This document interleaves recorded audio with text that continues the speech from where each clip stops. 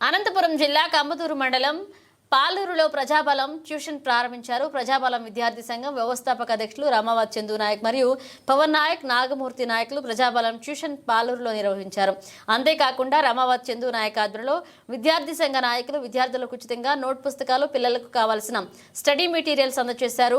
ప్రజాబలం ట్యూషన్లో పేద విద్యార్థులు చదువులో వెనకబడకుండా విద్యార్థులు బాగా చదువుకుని ఉన్నత స్థాయికి ఎదగాలని రోజురోజుకి ప్రజాబలం విద్యార్థి సంఘ నాయకులు ప్రతి గ్రామాల్లోనూ, మండలాల్లోనూ, నియోజకవర్గాలను ప్రజాబలం ట్యూషన్ సాయంకాలం సమయాన ఈ సేవా కార్యక్రమాలు విస్తృత స్థాయిలో చేపట్టారు.